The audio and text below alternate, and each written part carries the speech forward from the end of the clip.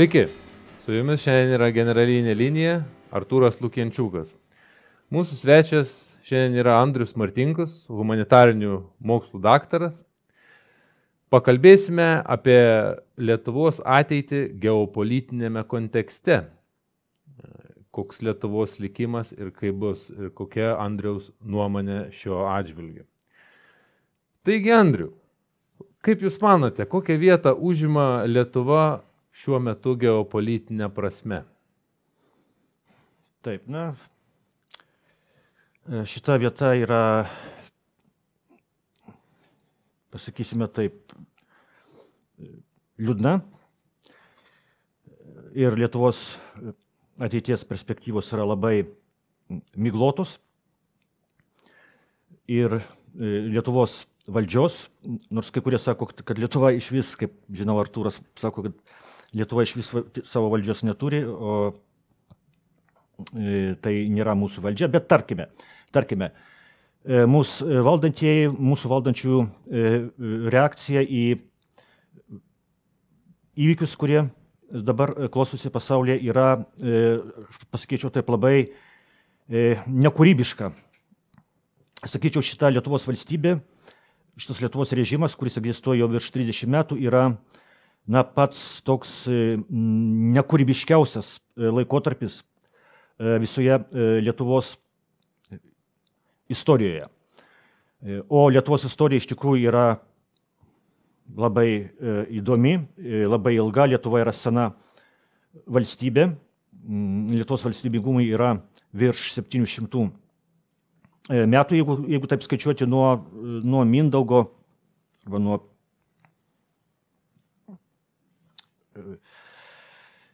ir šitą Lietuvos istorijos turtingumą rodo netgi mūsų valstybinės šventės, nes mes turime 3 valstybinės šventės, turime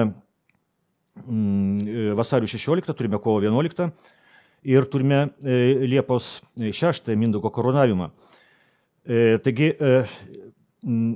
jeigu dar pridėti Lietuvos Tarybų socialistinę respubliką, taip, sakykime, šitą okupacijos metą, jeigu taip sakysime, tai mes turime tokius 4 didelius Lietuvos valstybingumo periodus, 4 tokias didelės Lietuvos valstybingumo transformacijas.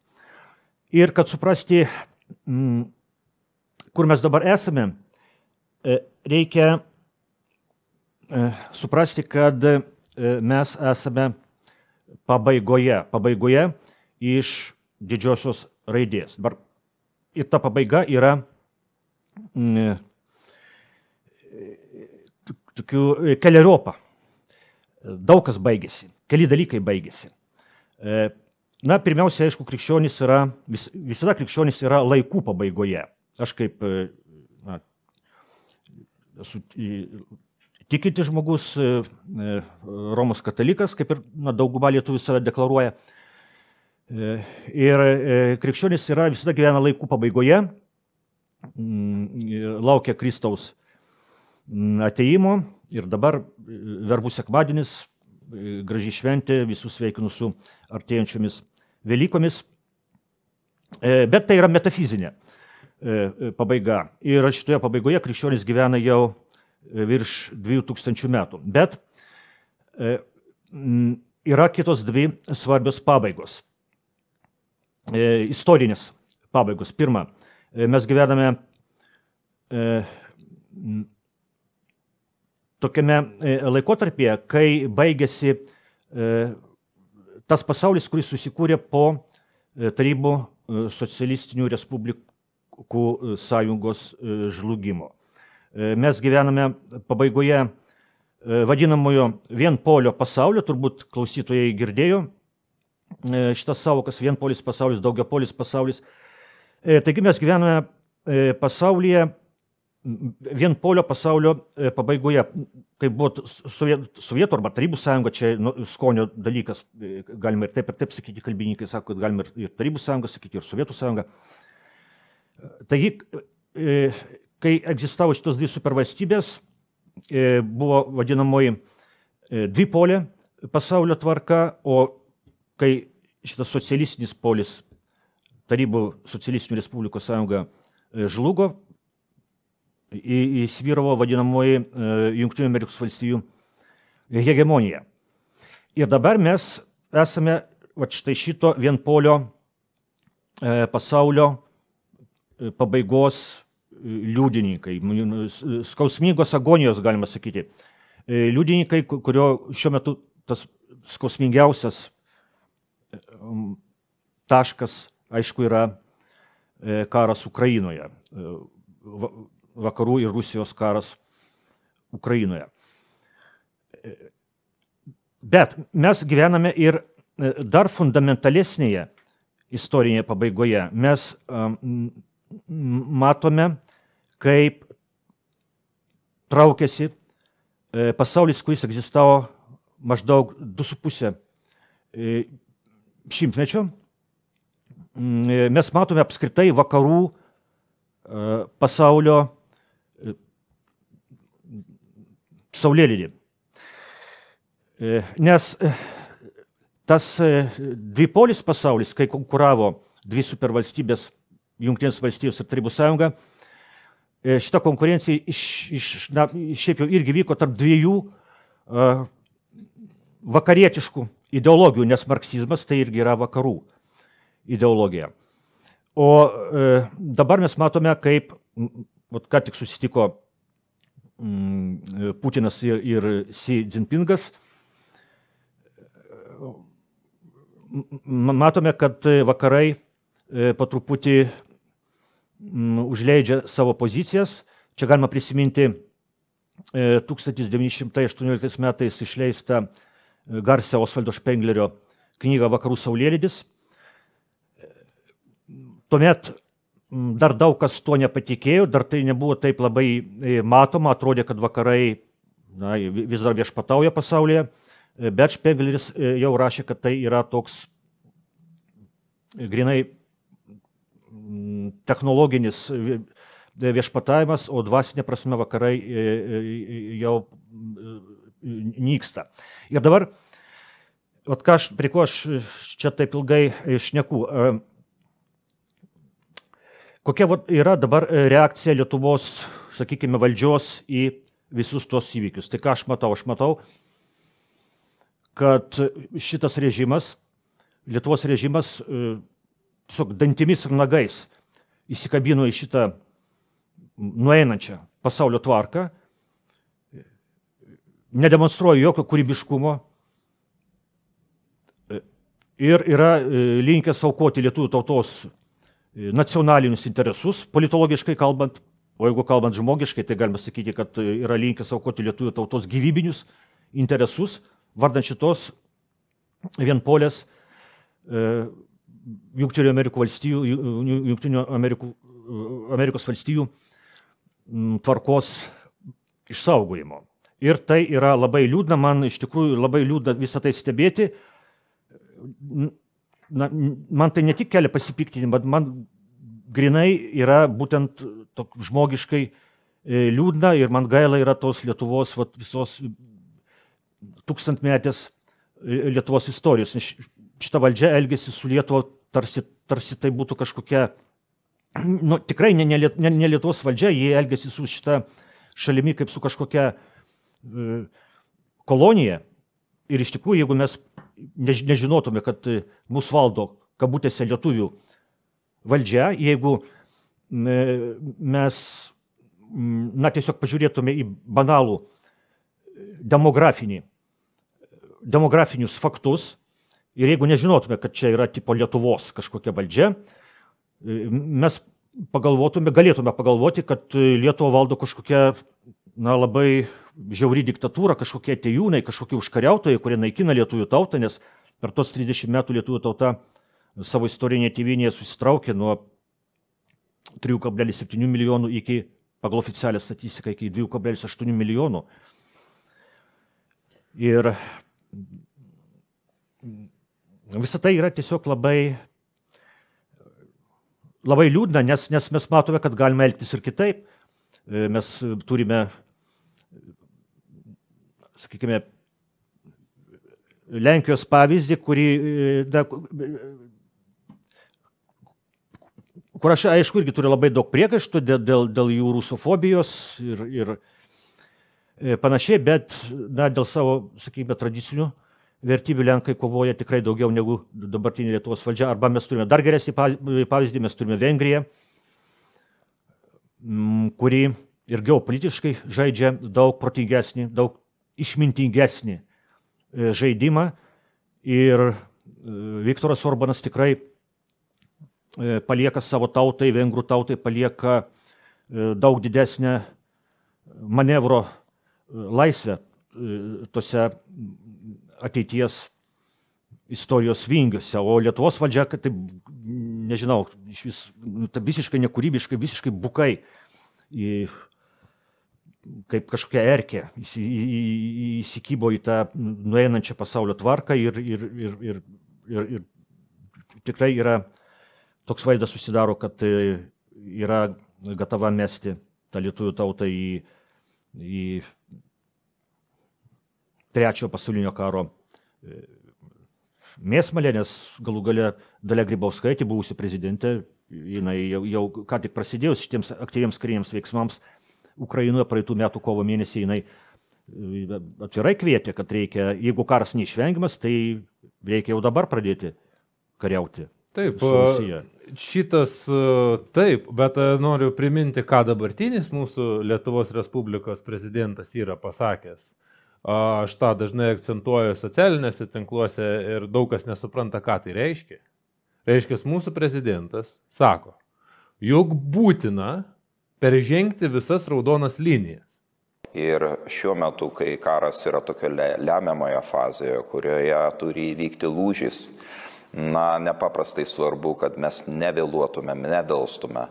Taip kad mano atsakymas į jūsų klausimą būtų, tos raudonos linijos privalo būti peržengtos. Ką tai reiškia? Daug kas nesupranta, ką tai reiškia.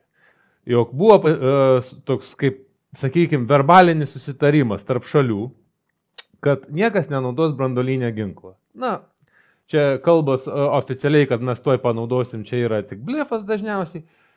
Šiaip sutarė, kad niekas nenaudos branduolinio ginklo. Tai yra paskutinioji raudonoji linija, kad jeigu mes tą liniją raudoną peržengsim, kažkas panaudos branduolinį ginklą, tai ketvirtas pasaulinis karas bus su akmenim ir pagaliais. Tai yra civilizacija žlugs. Tai Gitanas Nausėda agituoja peržengti tas ribas ir mesti, tai iš esmės, ką jis sako, tai yra mesti branduolinę bombą ant Maskvos. Tai man tai čia buvo didžiausias, žiauriausias dalykas. Grybauskaitė dar jinai ten paagitavo kariauti, čia jos stilius, plėninė magnolija, kovingas žmogus. Aš dar galėčiau toleruoti, bet jau kada yra pasakyta, kad reikia pradėti branduolinį karą ir jau kito kelio mes neturime, tai jau čia yra šiek tiek per daug. Ir kaip Jūs manote Baltarusija? Kaip Baltarusija per 30 metų, būtent nuo Lukašenkos atėjimo į valdžią, kaip Baltarusija Jūsų manimu? Ar mes galime imti iš Baltarusijos pavyzdį, sakyti, kaip reikia valstybę susitvarkyti? Ar mums reikėtų galbūt labiau į Lenkus žiūrėti, ar į kitus, kaip Jūs galvojate? Taip, labai geras klausimas, ypatingai, kad yra bendras istorinis likimas, ilgus šimtmečius mus sieja su Baltarusių tauta. Daug šimtmečių gyvenome vienoje valstybėje ir, ir su dabartiniais ukrainiečiais, didžiai Ukrainos teritorijos dalimi irgi ilgai gyvenome vienoje valstybėje. Ir galima pamastyti šią progą apie istorinius likimus, kaip susiklosti šitos buvusios didžiosios Lietuvos kunigaikštystės valstybės dalių likimas po tarybų arba Sovietų sąjungos žlugimo, tai vadinamosios neoliberalios globalizacijos sąlygomis. Ir matome, kad vienas likimas yra, pasakysiu taip, visiškai atvirai pasakysiu, čia nevyniodamas, taip sakant, į vatą, nors už tai turbūt būsiu pavadintas vatniku. Tai Baltarusijos projektą tautinį projektą laikau labai sėkmingų ir daug sėkmingesnių už tai, ką padarė Lietuvos valdžia per tuos 30 metų. Taip, aišku, Baltarusija irgi turi problemų, ten irgi yra problema su gimstamumu, Baltarusija irgi truputį sumažėjo, žmonių irgi, populiacija irgi truputį sensta, bet taip suma sumarum viskas susumuojant, aišku, padėtis Baltarusijos yra nepalyginamai geresnė už Lietuvos ir šią prasme, aišku, mes galime imti iš jos pavyzdį. Na, o dėl Ukrainos dar, vėlgi, kadangi tai yra irgi mūsų bendra istorinė praeitis, galima dar dėl ko aš taip kalbu blogai apie šitą valdžią dabartinę Lietuvos, apie jos visišką nekūrybiškumą. Pavyzdžiui, nėra jokios idėjos, jinai neturi jokios idėjos, kažkokio grožio pajautos politinė prasme, kažkokio didingumo pajautos.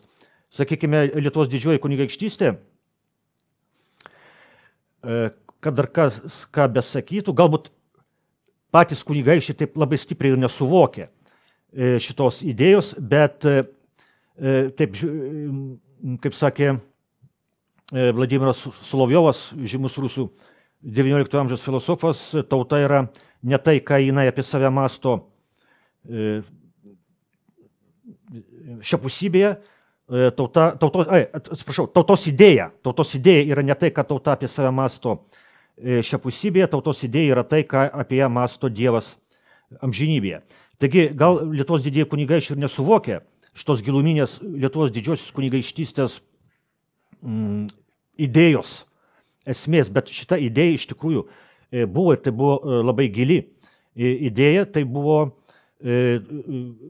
rytų ir vakarų taikaus sambūvio idėja. Ir gal Lietuvos didieji kunigaikščiai šito taip ir nesuvokė, nebuvo taip stipriai įsisąmoninę, bet faktiškai jie kaip politikai, jos galim pavadinti valstybingumo genijais. Nes, na, tik įsivaizduokime, kas būtų, jeigu, pavyzdžiui, Algirdas užkariavęs Kijevą, o tai įvyko, tiksliai neprisimenu, kada, berods 1367 ar kažkas panašaus, po pergalės prieš totorius mūšyje prie Mėlynųjų vandenų.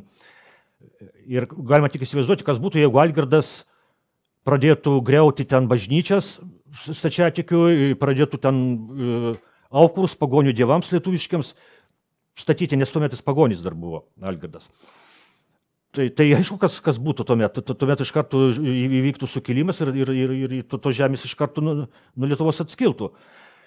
O prie ko aš čia, ko aš čia lenkiu? Aš lenkiu link Ukrainos situacijos, nes kas atsitiko? Atėjo kažkokia dalis tautos, taip, tai irgi ukrainiečių tautos ir pradėjo primetinėti savo nacionalinę viziją, savo nacionalinę idėją pusiai Ukrainos. Ir aš esu įsitikinęs, kad šitas karas Ukrainoje, kuris prasidėjo ne dabar, kuris prasidėjo 2014 metais, kad šitas karas tai yra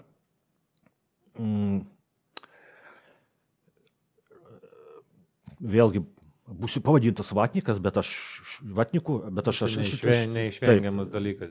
Čia galima netgi galbūt ir laikyti kaip garbę.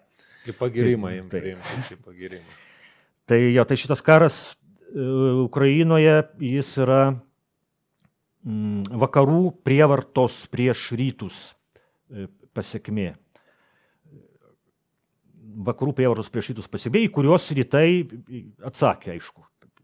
Atsakė ir turime šitą tokią tragišką situaciją. Ir Lietuva irgi, Lietuvos valdžia, Lietuvos valdžios reakcija irgi yra visiškai vienpusiška, tendencinga ir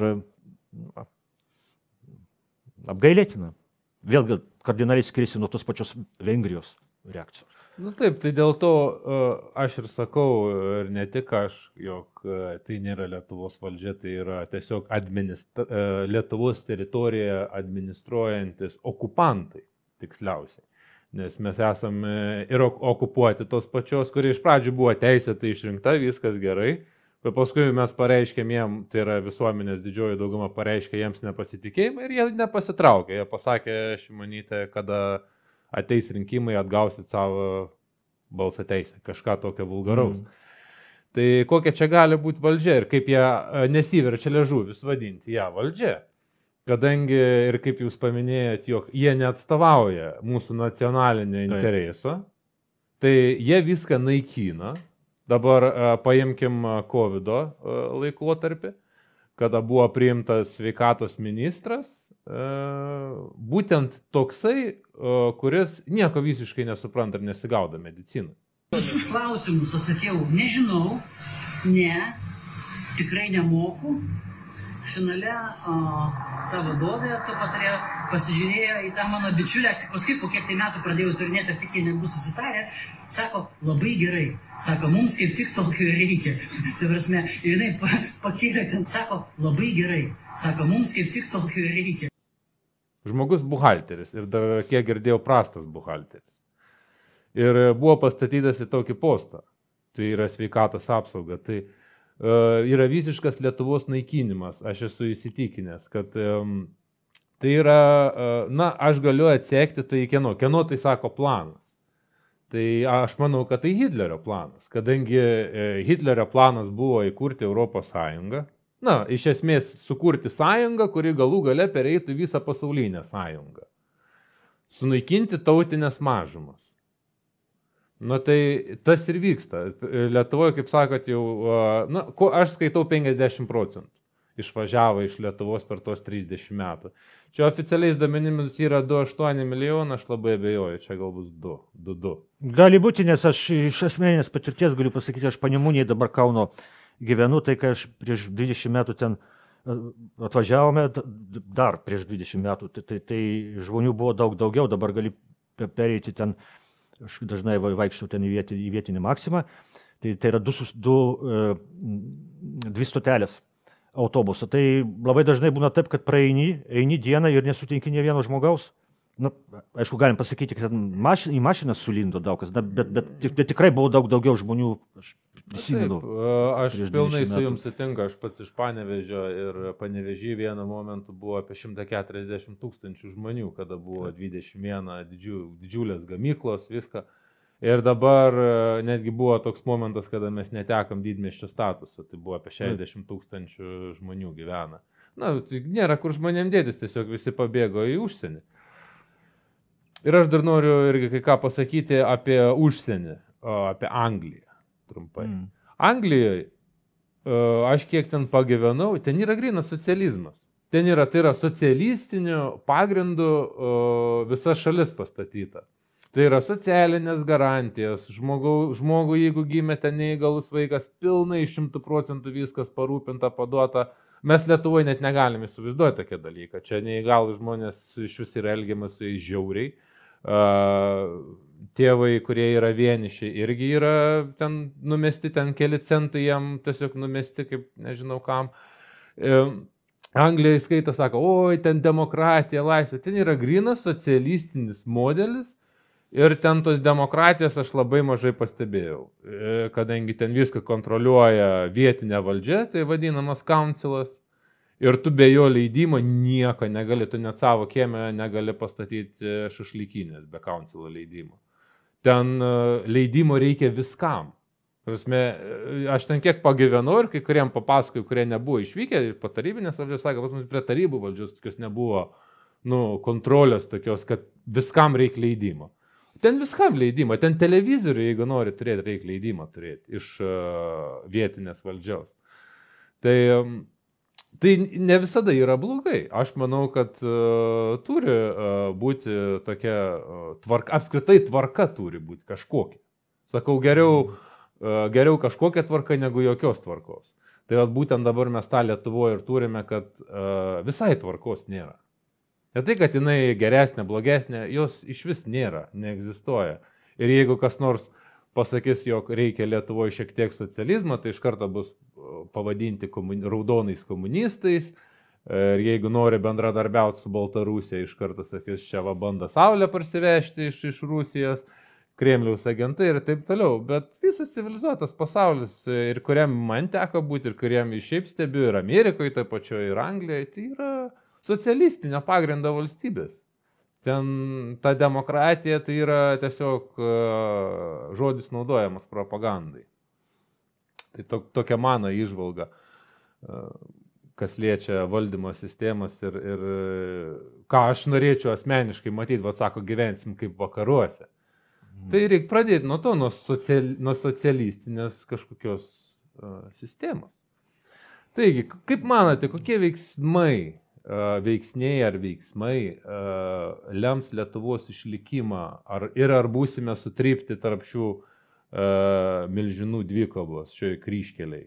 Tai yra tarp vakarų ir rytų imperijos. Mes tiesiog, nes ir geografiškai esame per centrą. Ir manau, ar mes būsime, arba būsime įstumti į kažkurią pusę, arba, kas manau, mažiau yra tikėtina, mums reikės pasirinkti. Pusė, kurioje civilizacijos ar, sakykime, imperijos pusėje turėsime gyventi. Kaip jūs manote? Kur mums ar geriau būtų, ar blogiau? Šiaip Lietuva yra tarp rytų ir vakarų ir šiaip Lietuvai būtų geriausiai sveikas neutralitetas. Ir ypač, kad mes turime tradiciją tokio mąstymo. Mes turime Stasį Šalkauskį, turime jo veiklą Dviejų pasaulių takoskyroje, kuris yra klasikinis veiklas ir, manau, vienas iš tokių geriausių Lietuvos, jeigu taip pasakyti, viena geriausių Lietuvos geopolitinių įžvalgų. Ir čia norėčiau pacituoti vieną sakinį iš šitos knygos. Taigi, Šalkauskis rašo: norėdama gyvuoti ir klestėti, lietuvių tauta privalo savo politikoje ir civilizacijoje išlaikyti pusiausvyrą tarp rytų ir vakarų, o istorija rodo, kad ji sugebėdavo įveikti savo padėties sunkumus tokiu mastu, kiek būdavo įvykdoma ši sąlyga. Ir manau, kad šitas Šalkauskio teiginys visiškai nepaseno. Taip daug kas pasikeitė, bet nepasikeitė Lietuvos geografinė padėtis. Lietuva yra tarp rytų ir vakarų ir šiuo metu, kaip matome, dėja, bet vyksta kova ir tokia intensyvi kovos fazė tarp rytų ir vakarų. Vakarai po truputį traukiasi kaip dominuojanti civilizacija pasaulio. Jie nenori to padaryti visiškai taip taikiai, jie kabinasi. Ir ta Lietuvos valdžia kabutėse, jinai, kaip vėl pasikartosiu, jinai irgi įsikabino į tą besitraukiančią pasaulio tvarką vakarų. Ir viskas Lietuvoje yra demonizuojama, kas yra susijęta su rytais. Pagrindiniai priešai yra, priešas numeris 1 yra Rusija, priešas numeris 2 yra Baltarusija, priešas numeris 3 yra Kinija. Ir iš tikrųjų, aš manau, kad kame yra istorijos grožis apskritai. Kame yra istorijos grožis? Istorijos grožis yra tame, kad mes nežinome, kas bus. Mes negalim pasakyti 100%, kas bus netgi ir po 1 metų dabar, kai viskas taip greitai vyksta. Juk kai prasidėjo šitą aktyvi fazę Ukrainos karo, prisipažinkime, kad mes, daugelis iš mūsų galvojo, kad viskas pasibaigs greičiau. Deja, viskas užsitęsė ir dabar dar neaišku, dar biškai pakalbėsime, kiek žinau apie Ukrainą. Bet dėl Lietuvos, žiūrėkime, pastarosius 100 metų Lietuvos valstybingumo transformacijos, pagrindinis Lietuvos valstybingumo transformacijos vykdavo tokių didelių geopolitinių sukrėtimų, didelių geopolitinių lūžių metu. Ir tos mūsų 3 šventės, dvi šventės, dvi nepriklausomybės šventės. Pirma, tai Lietuvos valstybės atstatymo, atkūrimo diena, vasario 16, ir kovo 11 Lietuvos nepriklausomybės atkūrimo diena. Čia irgi, mano požiūriu, yra didelis, reikia suprasti, kodėl jos taip skirtingai pavadintos šitos šventės. Lietuvos valstybės atkūrimo diena ir Lietuvos nepriklausomybės atkūrimo diena. Taigi, jeigu imsime Pirmąjį pasaulinį karą, Pirmojo pasaulinio karo išvakarės ir prasidėjus Pirmajam pasauliniam karui, praktiškai nebuvo tokių rimtų mąstytojų lietuvių, nebuvo rimtų visuomenininkų, nebuvo tokių rimtų politikos veikėjų, kurie rimtai svarstytų, kad Lietuva gali būti visiškai nepriklausoma, kad Lietuva gali atkurti savo valstybę. Karo pradžioje paprastai būdavo taip, kad tie lietuviai, kurie gyveno Rusijos imperiją, dauguma visuomenininkų buvo už Rusiją. Jie norėjo, kad Rusija nugalėtų. Tuomet buvo planuojama, kad bus prijungta prie mažoji Lietuva, atimta nuo Vokietijos, prijungta prie Lietuvos. Lietuva turės kažkokią tai autonomiją Rusijos imperijoje, bet niekas negalvojo apie tai, kad Lietuvos valstybė gali būti visiškai nepriklausoma. Ir lygiai taip pat mažosios Lietuvos, mažosios Lietuvos visuomenininkai, pavyzdžiui, Vydūnas palaikė Vokietijos pusę iš pradžių šitame kare, nes jis galvojo, kad vokiečių civilizacija yra aukštesnė už rusų ir kai Vokietija nugalės, tai Lietuva bus prijungta prie Vokietijos ir irgi bus kažkokia autonomija, kažkas tokio. Bet niekas rimtai negalvojo, nesvarstė, kad gali būti atkurta nepriklausoma Lietuvos valstybė.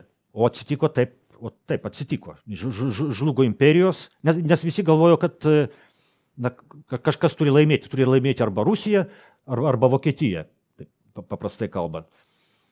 O atsitiko taip, kad žlugo abi imperijos ir lietuviams pavyko iššokti į tą galimybių langą istorijos ir atkurti Lietuvos valstybę. Taigi, ką aš čia lenkiu? Aš lenkiu prie to, kad mes irgi dabar esame tokioje sudėtingoje labai situacijoje, kai mes galime ir Lietuvos valdžia dėja žaidžia taip, kad jinai stato į rimtą pavojų, sakykime taip, Lietuvos valstybingumą. Ir iš tikrųjų dėl šito yra labai neramu, nes jinai iš tikrųjų veikia prieš Lietuvos nacionalinius interesus.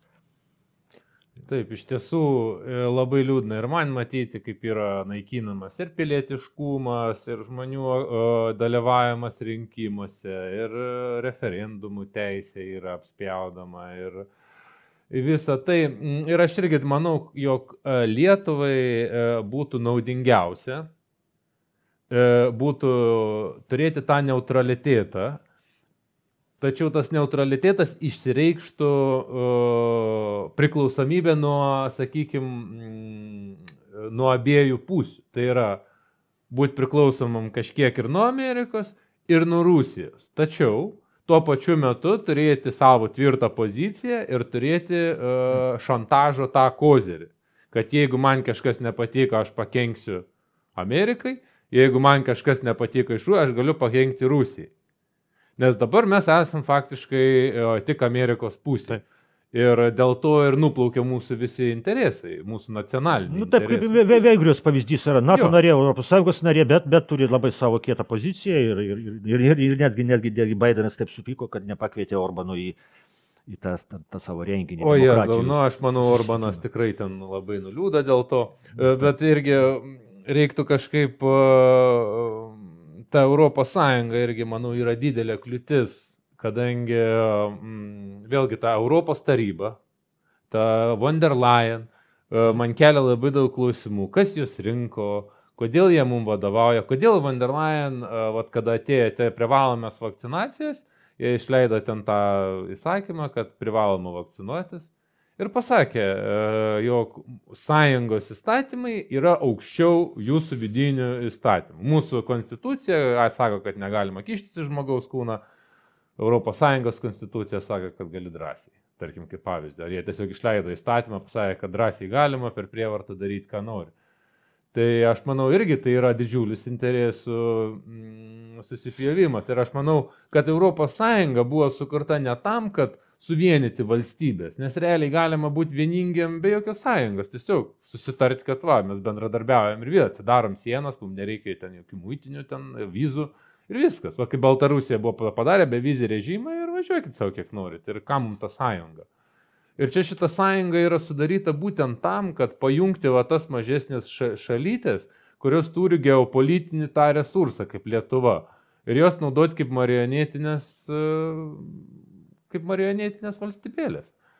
Tai aš visiškai nepritariu nei Europos Sąjungai ir aišku NATO. Apie NATO gal šiek tiek pakalbėsim dar.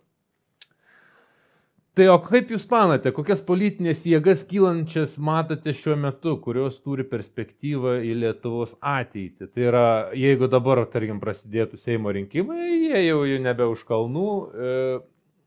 Ką jūs manote, kas dabar būtų politinė ta jėga, už kurią ar balsuotumėt, ar norėtumėt matyti valdančiųjų tarp ir kurie jūs būtumėt bent jau tikras, kad atstovaus nacionalinį interesą, bent jau iki tam tikro lygio? Ar iš vis yra tokių politinių jėgų, kaip jūs manote? Paskutinį kartą aš dalyvavau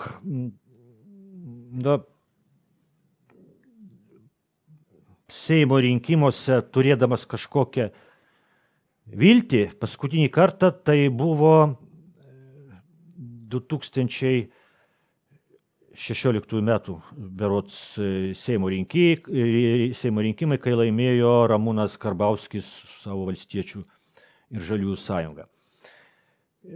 Aš tikrai dėjau tam tikras viltis, bet dėja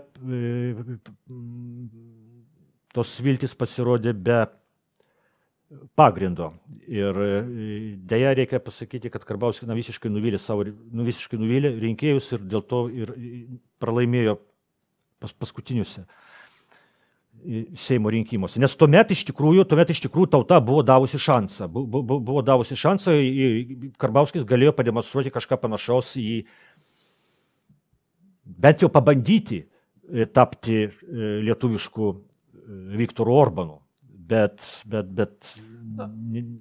apginant galbūt šiek tiek žaliuosius valstiečius, ar jie buvo kada nors didžioji valdančioji dauguma? Kad jie galėtų įtakoti kažkokius sprendimus. Tai aš irgi kartais noriu apginti, nors aš Karbauskio ir dabar pasiklausiau ten prieš rinkimus. Jisai bijo kalbėti, labai kalba apvaliai, aptakiai ir, žodžiu, jokio konkretumo nėra visiškai. Bet taip pat ir kitos politikėlių partijas ten mažesnės. Betgi didžioji dauguma, tie TSLKD turi didžioji dauguma balsų. Ir nesvarbu, už ką balsuos LVŽS ar ten visi kiti, sakykime, opozicija. Nors aš manau, tame ir yra bėda, kad jie vaidino opoziciją, bet jie faktiškai nesudaro jokios opozicijos. Taip. Nes ir praktiškai jie negali pozicionuoti, ir teoriškai jie supranta, kad jeigu jie pradės opozicionuoti, su jais bus susidorota, kaip dabar, pavyzdžiui, tokiam Gražuliui, kuris mėgsta dažnai garsiai parėkti, jam eina apkalta po apkaltos, o toks Karbauskis turi ir didžiulius verslus ir daug turto, ir jam, kad šitą neprarasti, reikia labai atsargiai būti. Tai man liūdna iš tikrųjų, bet irgi norisi juos apginti, kad iš tikrųjų niekada jie nebuvo didžioji valdančioji dauguma. Taip. Gerai, bet dar grįžti dabar prie jūsų klausimo, ar aš matau kažkokią čia politinę jėgą. Tai čia esminis dalykas yra tas, kad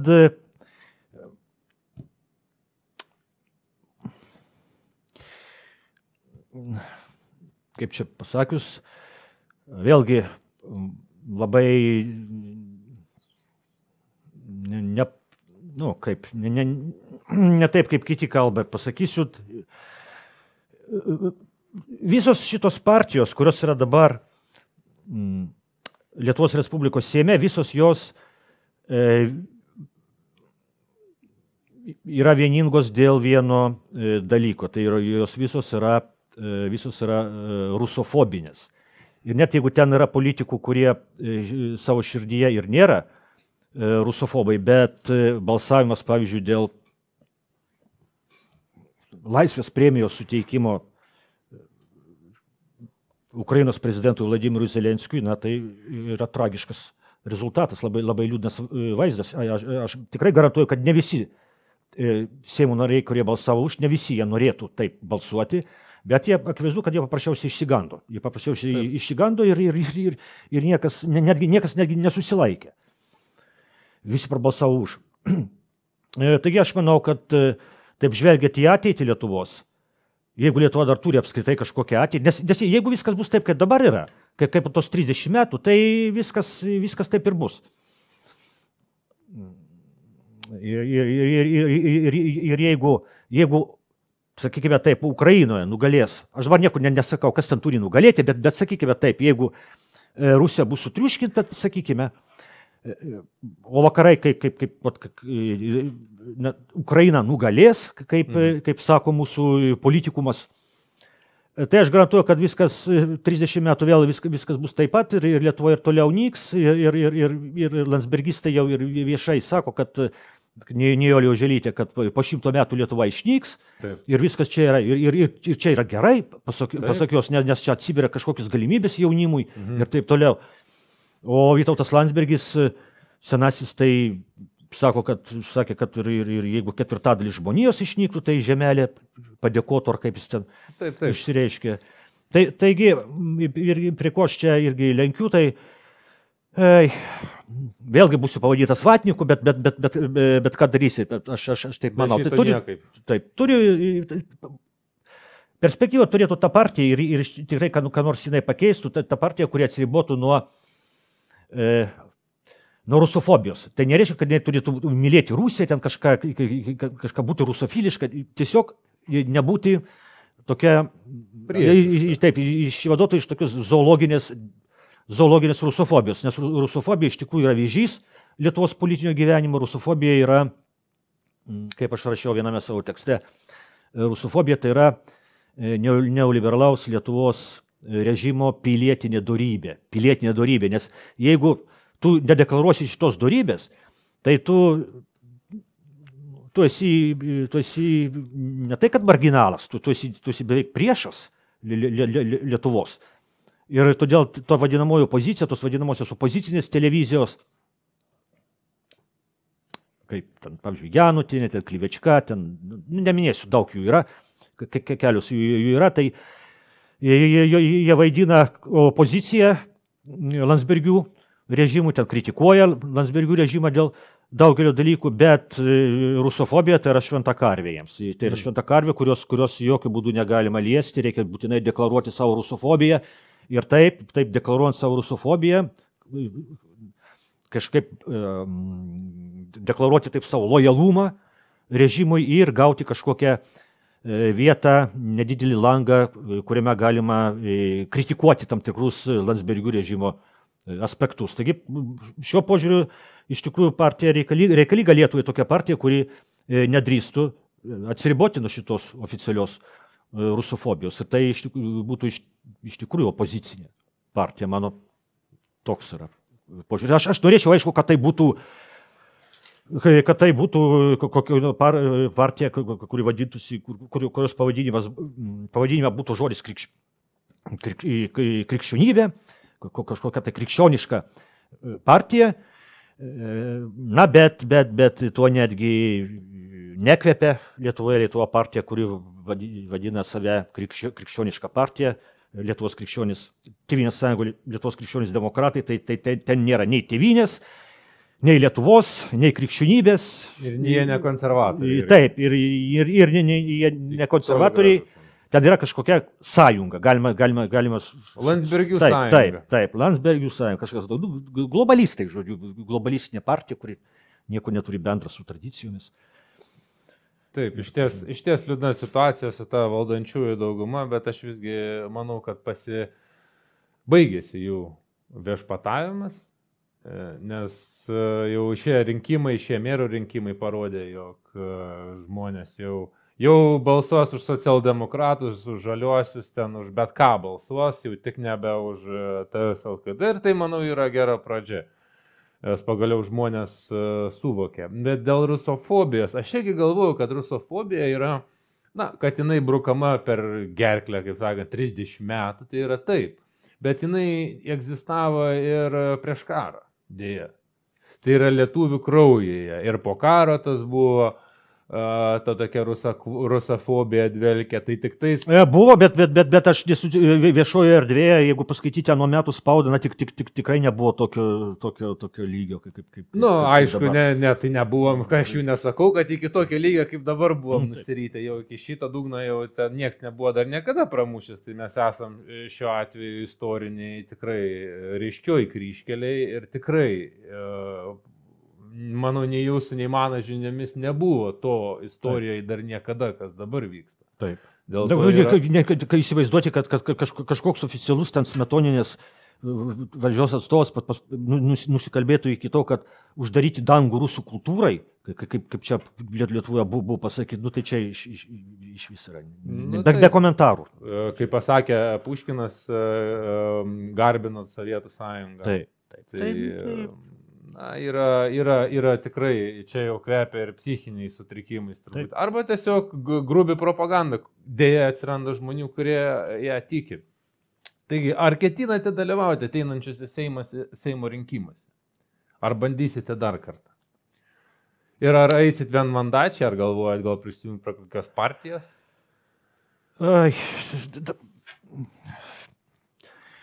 Šiaip jau... Nemanau, kad politika tai būtų mano pašaukimas. Taip, aš rašau apie politiką, aš mąstau apie tai ir pasisakau kaip visuomenės veikėjas, bet žiūrėkime vėlgi, realiai. Jeigu atsirastų, Plaukė, dar galbūt taip pasakykime. Kada aš buvau arčiausiai to, kad įsitraukčiau į realią politinę jėgą. Tai buvo prieš kelis metus. Ir aš netgi padėjau parašą, aš kaip steigėjas, kad šitą partiją surinktų 2000, atrodo, kiek kokia tai partija buvo? Tai aš ir dabar pasakysiu. Ir šita partija buvo, kuri buvo man artimiausia dėl daugelio dalykų. Ir aš netgi buvau susitikęs ir suvažiavime Kaune, kuris ten vyko, ne partijos steigiamajam suvažiavime, bet kai buvo atvykęs šitos partijos kūrėjas Vytautas Radžvilas, tai aišku, tai yra nacionalinis susivienimas, tai aš buvau arčiausiai tuomet. Ir mes asmeniškai buvom susitikę su Radžvilu ir kalbėjomės dėl mano pozicijos skirtumo. Bet viskas atsitiko, taip aš netapau jos nariu, nes labai jau ryškiai išsiskyrė pozicijos vėlgi dėl to paties dalyko, apie kurį ką tik kalbėjome, būtent dėl rusofobijos, nes man yra, organiškai aš negaliu, o ypač kai Radžvilas pasakė, jau visiškai atvirai deklaravo, čia prieš kurį laiką, kad Lietuvos kelias tai yra ne tai, kad su vakarais, bet netgi, kad ne su Vokietija, ne su Prancūzija, bet Lietuva būtent turi orientuotis į anglosaksų pasaulį. Tai čia man jau buvo visiškas. Čia jau. Kaip sakant, jau nuvažiavo į kitą pasaulio pusę, jau galim ir arčiau draugų susirasti. Taip, dėl nacionalinio susivienijimo aš irgi buvau iš pradžių kaip ir geros nuomonės. Taip. Bet kada prasidėjo tas konfliktas Ukrainoje, aš pradėjau jau labai stipriai abejoti ir aš jas šiek tiek kitaip pradėjau vadinti. Jau nebe nacionalinis susivienimas, nacijų susivienimas, dėja.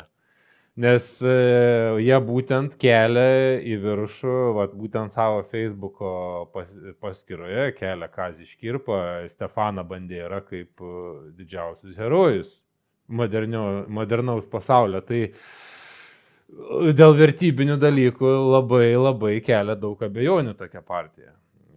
Taigi, kadangi jeigu nežinot, kas buvo toks Stefanas Bandera, kviečiu pasiskaityti. Ten gražių dalykų apie jį labai mažai yra. Ir tikrai nemanau, kad nėra kitų veikėjų, politinių veikėjų, iš kurių galima būtų imti pavyzdį. Taigi jie būtent susikoncentravę į tuos žmonės, ekstremaliai kelia man labai daug abejonių ir, kaip sakant, raudonų vėliavų daug labai. Tai tikrai nenorėčiau nieko bendra su jais turėti, tačiau, kiek žinau, jie gavo ne vieną mandatą. Tai šiandien ten. Taip, Vilniuje gavo kelis, girdėjau. Bet galima, galbūt tikėkimės, kad per daug galvos neiškels, tačiau tai yra tikrai, manau, nacizmas tai yra nuodas žmonijos. Reikėtų tų žmonių, kurie kolaboravo su nacistais, jų nekelti. Nors gal ir jie ir buvo ir gerų darbų padarę, ir galbūt ir jie kažkiek ten ir žiūrėjo ir nacionalinę interesą, bet, kaip sakant, reikia žiūrėti bendrą visumą darbų. Taip, tai dar aš tik trumpą prie šito klausimų grįšiu. Tai kokia čia yra situacija. Kalbėti aš galiu taip, kaip dabar kalbu, aš nebijau taip kalbėti, nebijau būti pavadintas Vatiku, bet aš keliu savo tokį klausimą. Jeigu aš būčiau Seime dabar, jeigu aš būčiau Seime, sakykime, praeini į Seimą, esi tu Seimo narys, ir situacija su šitą laisvės premiją Vladimirui Zelenskiui, ar tu sugebėtum prabalsuoti kitaip? Nes galima ir kitaip balsuoti, kaip buvo čia visai neseniai Austrijoje, kai kalbėjo Zelenskis ten per televizorių parlamente, dalis parlamentarų pakilo ir išėjo, ir protestuodami. Taip. Tai Lietuvoje toks dalykas neįsivaizduojamas yra. Tai tai aš ir sakau, kad jeigu būtų atsirastų tokia politinė jėga, kuri deklaruotų, kad atsiribotų nuo rusofobijos, nuo tos politinės rusofobijos ir atitiktų vertybės, tas vadinamasis, gintų tradicinės tas vadinamasis vertybės, nes dabar kaip yra vakaruose, tai tos vadinamosios kairiosios partijos labai dažnai, kurios, tarkim, turėtų būti už socialinį teisingumą, labai dažnai jos gina tas būtent visokias nukrypimus nuo normų, taip švelniai tariant. Galbūt galima pasakyti liberales. Taip, liberales, taip. Taip pat kaip ir dabar vadinami socialdemokratai susivienija su liberalais. Tai čia raudonieji susivienija su melinaisiais, tai nežinau, kokias spalva gaunas čia jau, man kosmosų kvepia. Kaip jie gali save taip vadinti? Bet jie elgiasi taip, kaip ir Europos socialdemokratai. Tas pats. Taigi, kaip manote, kada baigsis karinis konfliktas tarp Rusijos ir vakarų Ukrainos teritorijoje? Kaip ir kuo, manote, baigsis? Aš žinau, taip, kaip jūs minėjote, jog visi manė, jog tai rusų propaganda taip pat skleidė, kad tai pasibaigs per kelias dienas. Ir daug kas to patikėjo, paskui per kelias savaitės, paskui per kelius mėnesius ir galų gale mes jau turime metai laiko. Jau daugiau negu metai laiko dar nesibaigė. Taip. Kaip jūs manote, galbūt ne kiek svarbu kada, bet kuo jis baigsis? Taip, būtent, nes dabar jau sakyti tiksliai kada, netgi netiksliai kada, tai jau yra labai problemiška. Nes matėme, kad daugybė prognozių nepasitvirtino. Taigi čia šioje vietoje turbūt yra prasmingiau kalbėti apie tai, kokios sąlygos turi būti arba kokie įvykiai turi atsitikti, kad tas karas kad bent jau būtų pradėta mąstyti rimtai apie kažkokias taikos dėrybas, nes dabar niekas nemasto apie taiką. Abi pusės yra nusiteikusios kariauti toliau, abi pusės yra nusiteikusios laimėti mūšio lauke, kaip sakoma. Tai aš manau, kad dabar visi žinome, kad ukrainiečiai rengiasi dideliam labai, kaip jie vadina, kontrapuolimui. Vakarai pumpuoja ginkluotę į Ukrainą, siunčia sunkiąją ginkluotę, tankus, kai kurie net svarsto, kad galbūt ir lėktuvus pradės tiekti. Taigi aš manau, kad jeigu dabar įvyks tas kontrapuolimas Ukrainos, jeigu jis pasibaigs nesėkme, man atrodo, kad vakaruose tas entuziazmas sumažės labai toliau tiekti ginkluotę. Aš manau, taip ir rašoma, ir vakarų spaudoje rašoma, kad kad kito tokio šansų Ukraina nebeturės. Jinai turi dabar parodyti rezultatą kažkokį. Tai aš manau, kad jeigu šito rezultato Ukraina neparodys, o dar jeigu atvirkščiai, jeigu dar Rusija perės į kontrapuolimą, tai man atrodo, tai jau bus, man atrodo, kad tuomet yra tikimybė, kad vakarai pradės spausti Ukrainą, pradėti kažkokius pokalbius dėl taikos. Ne kiek spausti reikia jam ir tiesiog reikės nurodymą duoti, nes taip pat kaip ir Lietuva ir Ukraina, ką jie turi daug bendro, tai kad yra faktiškai JAV karinis poligonas. Taip, nurodymą, bet čia irgi, sakyčiau, nereikėtų taip vis labai supaprastinti ir pasakyti, kad užteks vien tik nurodymo ir ten visi pradės Ukrainoje vykdyti. Tai, nes reikia turėti omenyje, kad visuomenė Ukrainos yra labai traumuota dabar ir yra didžiulį ten apskritai galima kalbėti apie psichinius sutrikimus daugybė žmonių. Yra šitiek daug žuvusių, jie turi savo artimuosius, jie yra milžiniška psichologinė trauma bus, jeigu reikės, nėra tos pergalės. Nėra tos pergalės ir bus jie verčiami dėrėtis dėl taikos. Daug kam nepatiks, aš įsitikinęs, kad daug kas norės toliau kariauti. Tai va. Bet aišku,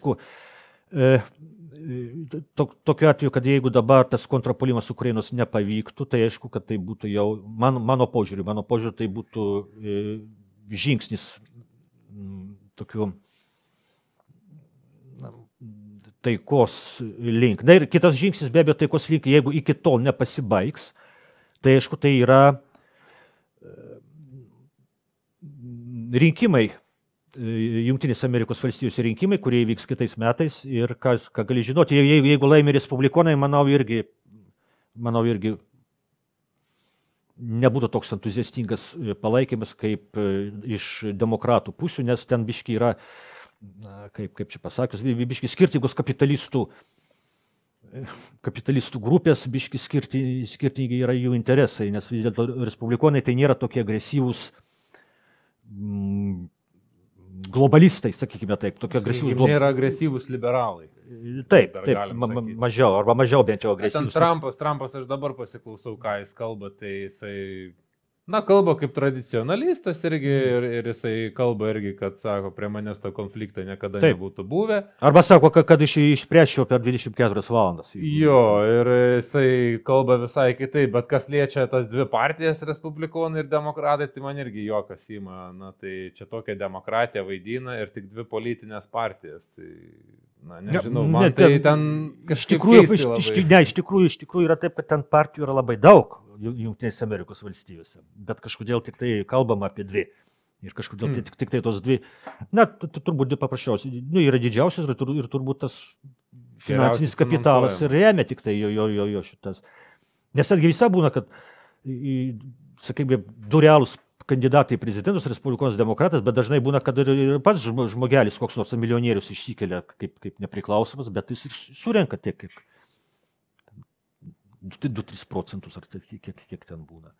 Aš dar noriu įžvalgą tokią, jog jeigu ir Ukraina ir laimėtų, tai reiškia, iškeltų Ukrainos vėliavą Kremliuje, Maskvoje, tai kitas vakarai ties tą vietą nesustotų. Kas kitasgi priešas, jūs puikiai įvardinate, kas yra antras priešas, kas yra trečias priešas. Na, jeigu kris Rusija su Baltarusija, ten faktiškai nieko daryti nereikės. O kita bus Kinija. Taip, tai Amerika kitas priešas Kinija, tai Kinija reikės tada nugalėti. Tai tada toliau karas tęsis, tai niekas nesibaigs. Tai... Taip. Tai Jungtinės Amerikos valstijos ir neslėpė, jos sako, kad priešas numeris 1 būtent yra Kinija Jungtinių Amerikos valstijų. Rusija yra antras, tai čia Rusija dabar yra tik tai, parodyti pasauliu, kodėl Rusija turi pralaimėti. Ne todėl, kad yra didžiausias Amerikos priešas yra Kinija, bet Rusija turi pralaimėti šios Baideno administracijos požiūrį. Rusija turi pralaimėti tam, kad pasaulis pamatytų, kas yra vis dar šeimininkas pasaulyje. Dėl tokios priežasties paprastos.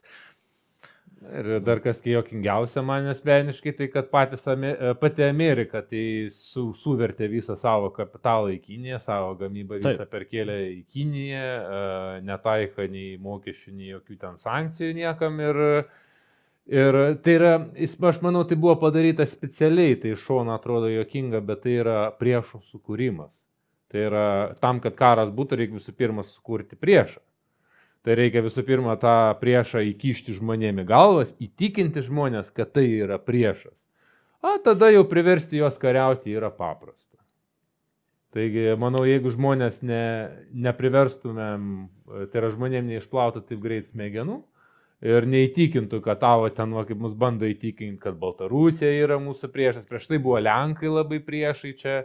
Labai iš tikrųjų su Lenkais irgi yra labai žiauriai pasielgtas. Su Lenkais, kurie gyvena čia iš esmės, kaip sakot, ten 700 metų mesgi buvom 600 metų viena valstybė, jie čia gyveno tūkstantmečiais, norėjo išlaikyti savo gatvių pavadinimus ir jiem tada litais ten 10 000 baudas pradėjo dėti už tai, kad jie nori išlaikyti savo istorinį paveldą. Ką irgi paėmus Baltarusijai, to nedaro. Visi Lietuvos, kas buvo Lietuvai priklausė, kas buvo Lietuvos pavadinimai, viskas ir liko lietuviški. Jie nieko nepanaikino, jie skaita, kad čia yra istorijos naikinimas. O pas mus tai yra propaganda. Na ir dar toks klausimas. Kaip manote, ar turėtų būti privalomi rinkimai ir referendumai? Ir ar tai turėtų likti toliau kiekvieno pilietinės valios išraiška? Kiti sako, tai ką, aš čia pasiūliau tokį pasiūlymą, sakiau, reikia žmonėm priversti, būti jie privalomi, kaip ir Landsbergis, tarp kitką sakė, tai aš jam šioje vietoje pritariu, galbūt neteisus. Tačiau, sako, o tai už ką tu pilietybę turi, tai kam tu iš vis esi pilietis, ten kiti mane iškritikavo, sako, tai kaip tu čia nevykdai savo pilietinės pareigos ir taip toliau. Kodėl už ką tau čia turi mokėti pinigus, tačiau pavyzdys Belgija. Taip. Belgija turi privalomus balsavimus, jie yra apmokami, o jeigu tu nedalyvauji, aš nesusitikinęs ar jie apmokami, bet žinau, kad jeigu tu nesudalyvavai, tai gauni baudą ten 100 eurų, paskui jau didėja kiekvieną kartą, kada tu nedalyvauji, nes aš manau, kad nors irgi iš kitos pusės nedalyvavimas rinkimuose, kaip aš asmeniškai keliuose rinkimuose visai nedalyvavau, tai buvo mano pilietinės valios išraiška, kad aš nematau tinkamo kandidato. Tačiau mane tada iškritikavo ir pasakė, kad tau reikia nueiti būtent į rinkimus ir sugadinti tą savo vardu, sugadinti tą biletėlį ir parašyti, kad tu neturi tinkamo kandidato. Taip. Taigi žmonės, kurie agituoja, kad neįtų balsuoti, tai yra antivalstybinė veikla. Bet visgi, kaip jūs manote, ar turėtų būti jie privalomi, apmokami, ar tiesiog privalomi ir galbūt grubiai sakyti, jūs privalote eiti, jeigu neįsit baudą. Bet jeigu jūs nueisit, jūs negausit nieko, tiesiog negausit baudos. Tai vėlgi, kokia jūsų nuomonė būtų? Aš manau, šioje vietoje aš svarstyčiau rimtai šitą idėją, kad rinkimai turi būti privalomi ir referendumai. Jeigu surinkant, jeigu paskaimas referendumas, kad referendume yra privaloma dalyvauti. Tiesa, tokių valstybių pasaulyje yra mažuma, aš šiek tiek pasidomėjau, man atrodo, truputį daugiau kaip 20 jų yra, bet pati didžiausia, čia paminėti Belgijos pavyzdį, didžiausia valstybė, kurioje privalomas yra balsavimas, tai yra, pasirodo, Brazilija. Ir daug tokių valstybių kažkodėl yra Lotynų Amerikoje. Tai ir Brazilija, ir Argentina, ir atrodo Venezuela, bet tiksliai neprisimenu, bet žodžiu, tokia praktika yra ir aš manau, kad jinai būtų prasminga, ypač Lietuvoje, jinai būtų prasminga, nes man atrodo tas nedalyvavimas, jis jau tampa toks kaip ir gerai, jeigu ten žmogus vienus rinkimus praleido, ten mato, kad nėra prasmės, bet yra žmonių, kurie, nežinau, kaip čia tinka tas žodis, piktybiškai nedalyvavo, tiesiog niekada neina į rinkimus ir gyvena tokį savo kažkokį keistą antipilietinį kažkokį gyvenimą. Aš manau, kad Lietuvoje būtų prasminga tai svarstyti ir ypač turint omenyje, kad ypatinga viena partija Lietuvoje laimi daugiausiai iš to neaktyvumą, tai partija, kuri, man atrodo, daugiausiai pakenkė Lietuvai per tos 30 metų, tai būtent šitą konservatoriai vadinamieji. Nes jie yra didžiausi šitie beneficiarai, naudos gavėjai iš to, kad rinkėjai neina balsuoti. Nes jeigu per praėjusius rinkimus būtų atėję 90% ir kažkaip tai jie prabalsuotų, tai tikrai valdžia dabar būtų netokia, kokia yra dabar. Aš būčiau už privalomą balsavimą. Supratau. Ir ar turi įtakas Lietuvos valstybingumui, kokioje sąjungoje esame, ar Europos, ar Azijos? Kaip jūs manate? Ar Azija, galbūt kinai pasakytų su Rusija, ten pas jūs iš jūsų jokie referendumai negalimi, jūs turite tik tais klausyti. Kaip Europos Sąjunga dabar deklaruoja, kad mūsų įstatymai yra aukštesni už jūsų įstatymus. Ir jeigu mes pasakysim, kad reikia jūs visus vakcinuoti, taip ir bus. Ir jūsų įstatymai, jūsų konstitucija nieko nereiškia. Ar kaip jūs manote, jeigu Azijos būtume mes sąjungoje, euroazinėje, ar irgi būtų tokia galbūt stipresnė ar silpnesnė diktatūra? Na, čia irgi sunku pasakyti yra, bet mes galime palyginti tiesiog Lietuva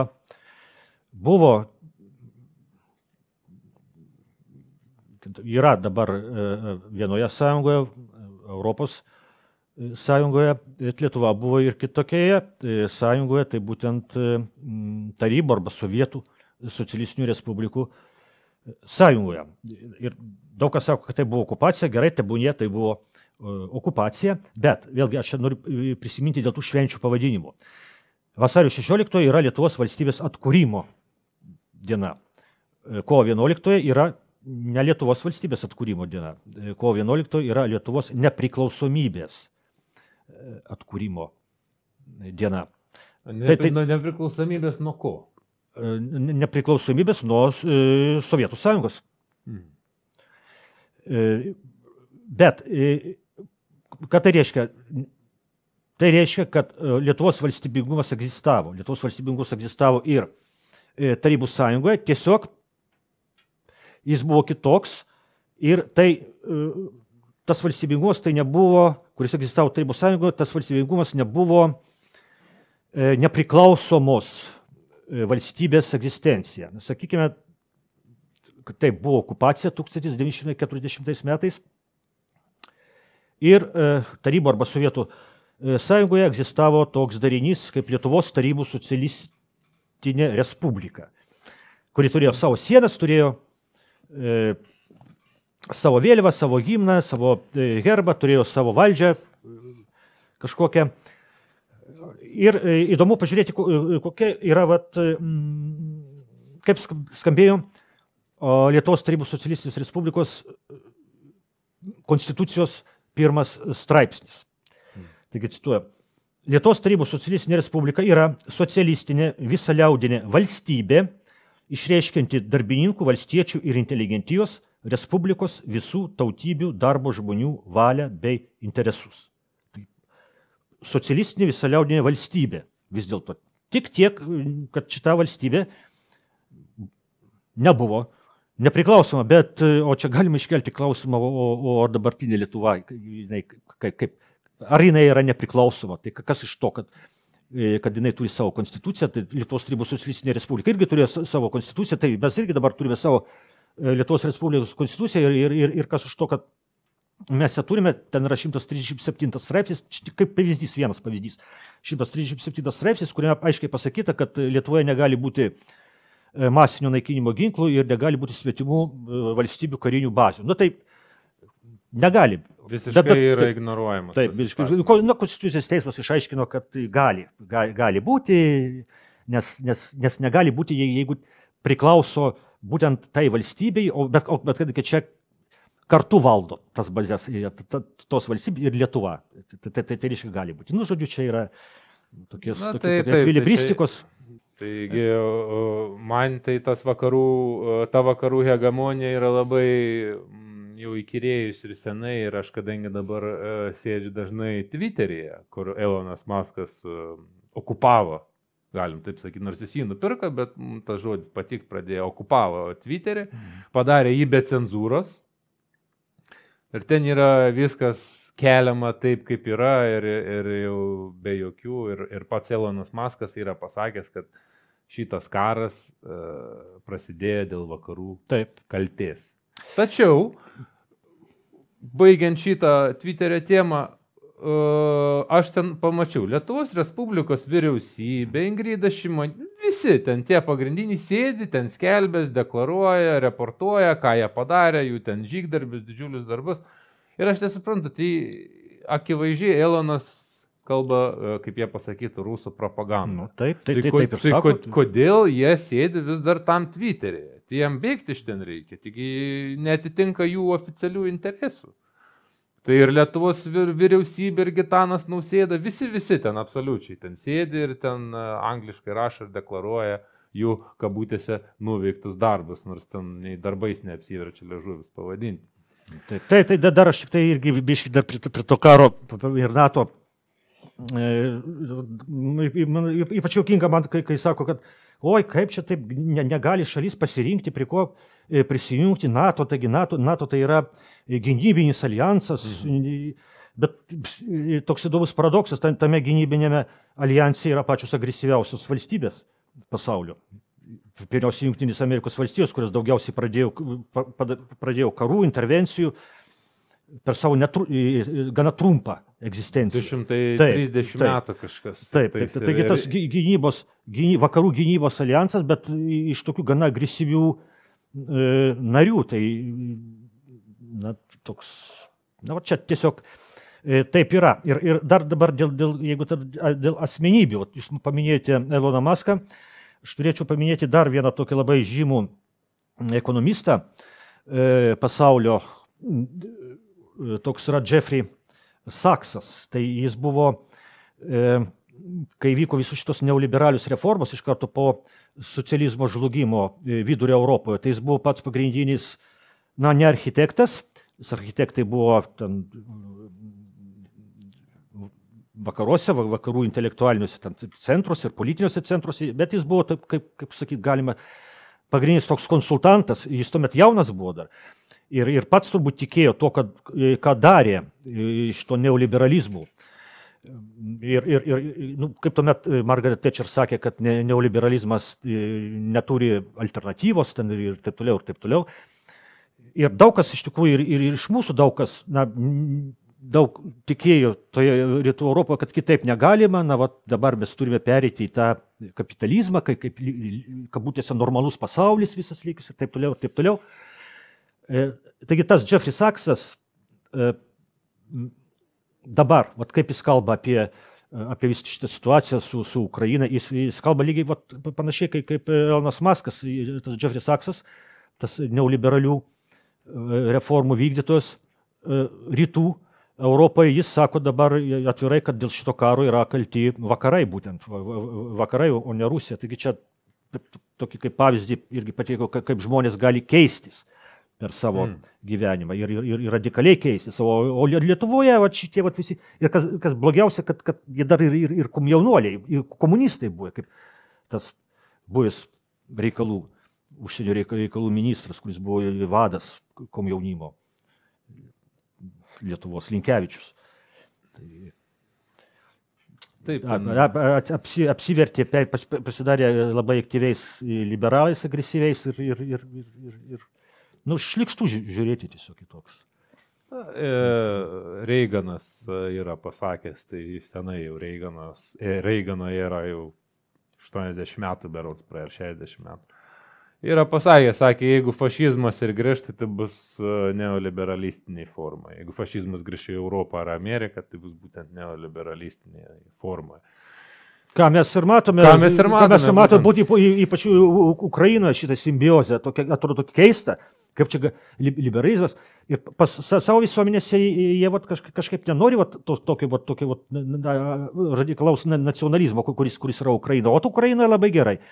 Ir šitą gina neoliberalią šitą pasaulio tvarką, kuri susikūrė po Sovietų arba Tarybų Sąjungos žlugimo. Savo krauju gina šitie nacionalistai, gina šitos liberalus. Ir štai tokia situacija, pasakyčiau, tokia simbiozė, sakyčiau, artima satanizmui, iš vis kažkas tokio. Tokia yra. Deja, taip, kas liečia fašizmą, kas liečia viskas, kas prasidėjo nuo žodžio neo, tai yra faktiškai nužmogėjimas. Tai ten, kaip, ir vėlgi mūsų oficialūs žmonės, tai yra Lietuvos atstovai, tokie kaip premjera Ingrida Šimonytė, pasakė, jog, ar jos ten draugas bankininkas, kad dorumas ir padarumas, kaip tai nėra šio pasaulio. Nėra šio pasaulio dimensija. Nėra šio pasaulio dimensija, taigi ir nemato tame bėdos. Mes tiesiog ne iš šitos dimensijos, mums padarumas nieko nereiškia ir jūs, jeigu reikalaujat padarumą, mes nesuprantam, ko jūs norite iš mūsų. Ir kad tada ateis rinkimai, jūs atgausit savo balso teisę. Taigi tai reikėtų visiems, kviečiu visus lietuvius į tai atsižvelgti. Ir artėjant sekantiem rinkimam ryškiai tai prisiminti, kada jūs turite tikrai daugiausia galios ir kaip jūs tą galią galite panaudoti. Ir naudoti ją reikės protingai, tam, kad nebūtų taip, kaip Landsbergio lūpomis kalba Oželytė, kad arba atvirkščiai, ten jeigu nuėmus balsą neatskirs, ar Landsbergis ar Oželytė kalba. Esmė, kad jie džiaugiasi, kad ir jeigu didžioji dalis žmonijos išnyks labai gerai, jeigu po 100 metų nebus Lietuvos, tai iš vis bus fantastika, tai reiškia, nebus tos mažos įkyrios šalytės, kuri nori kažkokią ten suverėną ar dar kažko reikalauja, bus paprasčiau. Bus viena sąjunga, galbūt viena valstybė visam pasaulyje. Ir nereikės tokių įkyrių mažų šalyčių kaip Lietuva. Tai yra puiku. Mes to visai nesiekėm, mes norim, kad Lietuva gyvuotų dar 1000 metį. Gerą, bent jau. Ir nes vis dėlto, aš manau, būtų labai apmaudu, nes lietuvių kalba yra labai sena. Jau dar šaknis lietuvių kalbos iki galo dar nėra netgi išsiaiškinti. Aš manau, kad jinai galimai yra netgi senesnė, negu yra deklaruojama oficialiai. Ir mes turime įsikibti į Lietuvos istoriją, Lietuvos tautosaką, Lietuvos viską, kas yra lietuviška, įsikibti ir tapti šiek tiek, bent jau savo šaly, šiek tiek nacionalistais, neperlenkiant lasdos be abejo. Ir mes turime saugoti šią kalbą ir aš kiek iš užsieniečių girdėjau, tai užsieniečiai išsižioja klausą, kaip skamba lietuvių kalba, jam labai patinka. Tai aš kalbu apie anglus, ir, kurie nei žodžio nesupranta, jam sako, čia kaip kažkoks šamanas kažką būrė, bet jam labai patinka klausyti tą kalbą, čia vienas iš tokių dalykų, bet visgi mūsų interesas, tai yra mūsų lietuvių gyvenantiem Lietuvoje interesas. Ir netgi lietuvių, kurie buvo priversti išvažiuoti į užsienį arba nematė perspektyvas Lietuvoje. Mes, manau, dar yra nevėlu, jeigu mes galime juos susigrąžinti, kurie kurie pabėgo iš Lietuvos dėl tiesiog susidariusios ekonominės situacijas ir tiesiog buvo išvaryti, aš puikiai tai prisimenu pats, kada man tik suėjo 18 metų, ta buvo krizė vadinama ekonominė ir tada Kubilius buvo prie valdžios ir pasakė, kam nepatinka, važiuokit lauk. Kažkaip sparnuota frazė tapo teisė, ar laisvė emigruoti, ar teisė emigruoti išsikovojame. Tai čia irgi jau, kada iš ūkį pavirsta, tai jau iš vis yra tragedija, aš manau visiškai, ypatingai, kada tai eina iš oficialiai eina, aš suprantu, ten kažkokia grupė žmonių pradeda rėkau, ten tau nepatinka, važiuok iš. Taip. Ir vėlgi aš tos etikos komisijos, kur tas raštas atėjo, ten jau konkrečiai atrodo apie mane ten buvo kažkas. Tai va, dėl tos emigracijos, tas, kuris parašė šitą raštą, kritikuoja poziciją, kuri buvo pasakyta, arba parašyta šitame ekspertai jau, kad Lietuva šitiek neteko žmonių per 30 metų. Ir tas, kuris tą raštą parašė, kad piktinamasi tuo, kad čia yra negerai. O ten tame rašte rašoma, piktinamasi tuo, kad žmonės išsikovojo teisę laisvai judėti, kad tai yra gerai. Tai rodo, koks yra atotrukis, iš vis vertybinis atotrukis tarp mūsų, atrodo lietuvių tuo pačiu. Tai tarp tų, kurie nors truputį dar nacionaliai mastų ir tų vadinamų jau visiškai paveiktų to globalizmo. O kodėlgi, vėlgi aš pakartosiu, kad dėl to nekūrybiškumo Lietuvos dabartinės valdžios visiško, jūs kalbą paminėjote. O kodėlgi negalėtų būti Lietuvos nacionalinė, sakykime, idėja, taip gražiai pasakykime, per garsiai galbūt pasakykime, kokia Lietuvos nacionalinė idėja, koks Lietuvos tikslas dabar galėtų būti. Dabar Lietuva taip nėra didelė valstybė, tai nėra Lietuvos didžioji kunigaikštystė. Bet kodėlgi negalėtų būti Lietuvos valstybės tikslas išsaugoti Lietuvą, išsaugoti lietuvių tautą iki, sakykime, nebijau šito žodžio, iki istorijos pabaigos. Toks ambicingas tikslas, iki žmonijos istorijos pabaigos, juolab, kad šita istorijos pabaiga gali ir ateiti, tu turint omenyje, kokia dabar yra situacija pasaulyje ir kokie biški nelabai adekvatų žmonės dabar sėdi Vašingtone. Tai va, taip. Na ką, pabaigai norėčiau užduoti klausimą jums, bet taipogi norėčiau, kad ir klausytojai susimastytų į šį klausimą ir kaipgi vis dėlto klausimas apie ateitį, jau nebe apie dabartį, o apie netiek tolimą ateitį. Kiek daug kas gali to ir galbūt nesutikti su manim, bet dėja jų dabartinis ir dabartinės kalbas apie tą dirbtinį intelektą ir pradeda stabdyti Eloną, sakyti, tu ten nebe mažiau aprimk su to, nes iš tikrųjų gali ir labai didelis pavojus būti. Vienas pagrindinių pavojų dirbtinio intelektui yra tai, paimti žmonių pavyzdį, dirbtinis intelektas gali. Tai yra, pavyzdžiui, mes statome kelią ir vidury tų statybų yra skruzdėlynas. Ir ar mes klausėme ir sakome, ar skruzdėlyną, gal mes jį perkelsim kažkur, perdėsim, ar jūs galėtumėt gal persikraustyti. Ne, mes nugriaunam ir tiesiam kelią. Tai ir tas pats gali būti su dirbtiniu intelektu. Dirbtinis intelektas nutars, jog jūs mums trukdot. Pasitraukit. Tarkim, čia Vilniaus centre mums reikia pastatyti didžiulį dangoraižį, reikia 10 000 žmonių patraukti kažkur ir tiesiog numes vietoj to bombą ir pasakys, jūs man trukdėt. Nu ir kas? Mums trukdėt. Mums tiesiog reikėjo. Nes jiem žmogus tas pats kaip mums kompiuteris. Tai tiesiog kažkas, kas galbūt tau trukdo. Jeigu jisai taptų ant tiek protingas, pradėtų mąstyti ir taip toliau, tai labai pavojinga.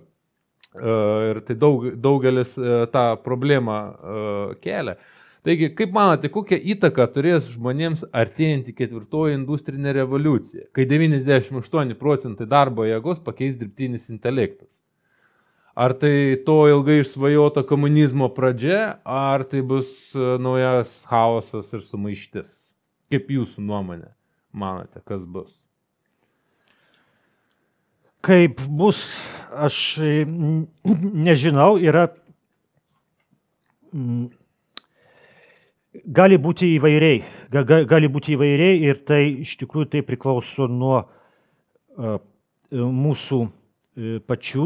Štai visai neseniai Jungtinėse valstijose pasirodė tokia peticija, kurią pasirašė virš 1000 specialistų, kurie dirba būtent dirbtinio intelekto srityje, ir tarp pasirašysių yra ir Elonas Muskas. Ir toje peticijoje prašoma, kad bent pusmečiui reikia pristabdyti visus darbus šito dirbtinio intelekto srityje, nes iš tikrųjų yra pavojus, kad mes susidursime su tokiais pokyčiais, kurie taip radikaliai pakeis visą žmoniją, visą žmonių gyvenimą, kad tos visos diktatūros senovės, nacių diktatūra arba sakykime, bolševizmas, apskritai visą tai pasirodys tik tai labai vaikų žaidimas palyginti su to, kas gali atsitikti. Ir iš tikrųjų toks pavojus yra. Ir iš tikrųjų tas dirbtinis intelektas jau tiek yra pažengęs, tie algoritmai, kad praktiškai jau dabar gali būti kuriami poetiniai netgi tekstai, kur praktiškai yra sunku atskirti, ar čia parašė žmogus, ar čia jau parašė mašina. Ir toks yra žymus japonų jis vardu yra Hayao Miyazaki, multiplikacinių filmų kūrėjas, ir kai jis pamatė, kad mašina, kompiuteris jau pats gali kurti praktiškai multiplikacinius filmus, kurie nesiskiria praktiškai nuo žmogaus sukurtų, tai jis pasakė, kad tai yra paties gyvenimo įžeidimas.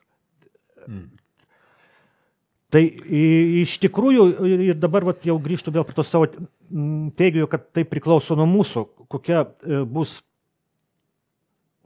ateitis.